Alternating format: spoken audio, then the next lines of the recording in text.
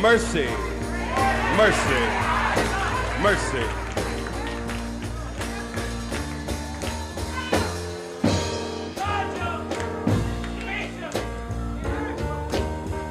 Welcome to this playlist, which is devoted to a discussion and an analysis of the Divine Mercy devotion. This is the 6th video in this series. The first one is linked down below. I encourage you to watch the videos in numerical order. They'll probably make a little more sense to you that way. During this series, we haven't really actually discussed just what is the Divine Mercy devotion. Once you get rid of the heterodoxy, what's the point of the devotion? If you go to thedivinemercy.org, you'll see a tab toward the top of the page that says, What is Divine Mercy? If you click on that tab, you'll see a drop-down menu for forms of the devotion, which include the image, the Feast of Mercy, the Hour of Great Mercy, the Chaplet, and the Novena. In regard to the image, we've discussed it already at great length. As we've discussed, there are actually a couple of the images. Nonetheless, both Divine Mercy images are good motives, meaning they motivate us toward God. The message, Jesus, I trust in you, is an excellent message. The problem, though, is that the devotion says the soul that will venerate this image will not perish. And as we discussed, this is definitely not compatible with Catholicism, since it suggests that by merely venerating an image, a person might be saved regardless of whether he's in a state of mortal sin, is a Catholic, or has even taken any of the sacraments. Also, the devotion demands veneration of an image well beyond what is allowed by Catholic teaching. So, this part of the devotion is extremely problematic. But what about the Feast of Mercy? Divine Mercy Sunday. We're told that the soul that goes to confession and receives Holy Communion receives complete forgiveness of sins and punishment. But how is that different than any other day of the year? The Church has always offered complete forgiveness of sins and punishment for individuals who go to confession and receive communion. So, in regard to the Feast of Mercy, what's the point? But what about the Hour of Great Mercy?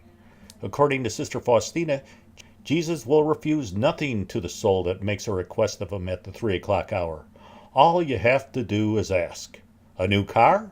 A new boat? Maybe a mansion? Or perhaps vengeance upon an enemy. According to the devotion, no wish will be turned down. In stark contrast to this, St. Augustine wrote, We ought to exercise such submission to the will of the Lord our God, that if he doesn't remove our vexations, we will not suppose ourselves to be neglected by him, but rather in patient endurance of evil, and we will hope to be made partakers of greater good. St. Augustine continues, If anything is ordered by God in a way contrary to our prayer, we ought, patiently bearing the disappointment, and in everything give thanks to God, to entertain no doubt whatever that it was right that the will of God, and not our will, should be done. But what about the chaplet? Well, there is nothing really wrong with the chaplet. It's a good and proper prayer. However, it does seem likely that there are fewer rosaries being said because the chaplet is a little bit easier and it's quicker to pray. And that is a concern, and we're going to discuss that a little bit more later in this series. About a week or so ago, LatinRiteMass.org posted an excellent video called Sacred Heart of Jesus versus Divine Mercy Devotion, and it actually fits very well with this series of videos. His video is linked down below, and you might check it out, as well as his channel, because he has some very good content on it. Here's a clip of his video, and he points out that for the devotion to the Sacred Heart of Jesus, Jesus told St. Margaret Mary that, I will give them all the graces necessary in their state of life. I will give them peace in their families and homes. I will comfort them in all their afflictions. I will be their secure refuge during life, and especially at the hour of death. I will bestow abundant blessings upon all their undertakings. Sinners shall find in my heart the source and boundless ocean of mercy. Tepid souls shall become fervent.